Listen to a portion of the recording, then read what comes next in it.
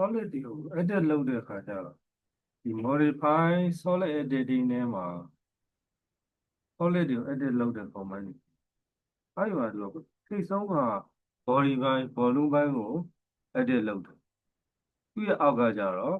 အနားဆောင်လို့ခေါ်တဲ့ edge တွေကိုedit လုပ်တာသူ့ရဲ့အောက်ကတတိယမြောက်နေရာမှာရှိတာကတော့ face တွေကို edit လုပ်တယ်ဒီနေ့ပြောပြပေးမှာဒီ face တွေကို edit လုပ်တဲ့အားဖြစ်တယ် face တွေကို edit လုပ်ဟုတ်ပြီအဲ့ဒါဆိုအဲ့ဒီ face တွေကို edit လုပ်မယ်ဆိုလို့ရှိရင် modify solid editing အဲ့ဒီကနေပြီးတော့သွားပ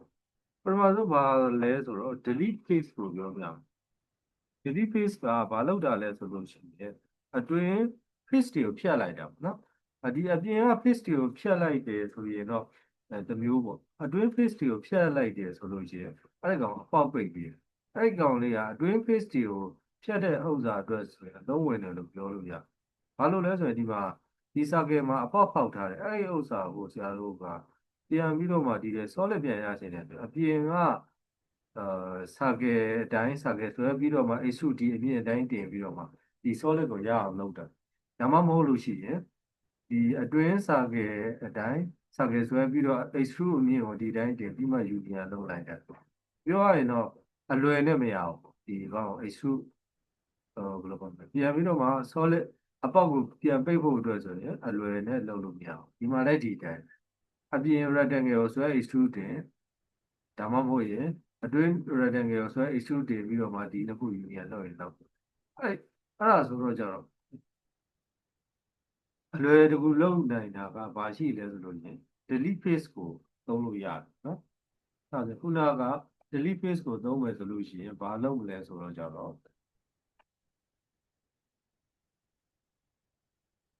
delete face ကိုသုံးမယ်ဆိုရင် modify solid editing delete face ကိုယူမယ်ယူပြီးတော့ကြတော့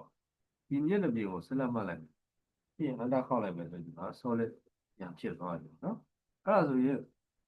သူကအဲ့ solid editing command တွေကသူ့မှာ command မရှိဘူးဒီဟိုဟာတွေကနေပဲ modify solid editing ဆိုပြီးတော့မှအဲ့ဒီကနေပဲသွားဒါပေမဲ့ဝင်ပြီးသွားပြီဆိုရင်လည်းသူကထွက်ဖို့အတွက် under 2ချက်ခောက်မဟုတ်ဒီအဲ့ဒီထဲကဟာတွေပဲထပ်သွားခြင်းသေးတယ်ဒီထဲကနေယူသွားလို့ရတယ် delete ကိုယူမယ်ဘယ်ဟာလဲဆိုတော့ face ဒီ face နောက်ဒီ face ကျန်တဲ့ဥစ္စာတွေ select မှတ်ဖို့အတွက် shift key ကိုပြီးထားပြီးတော့မှ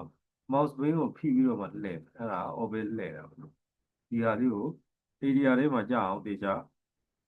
click ဒါဆိုသူ့ရဲ့မျက်နှာပြင်လေးကိုရွေးပေးလိမ့်ဟုတ်ပြီအဲ့ဒါမျက်နှာပြင်၄ခုကိုရွေးပြီးသွားပြီ under ခောက်လိုက်ပြီအဲ့မျက်နှာပြင်ကိုဖြတ်လိုက်တဲ့အတွက်ဘာရလာမလဲ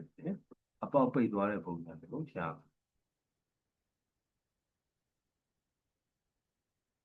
escape နဲ့ command နဲ့ထွက်လိုက်မယ်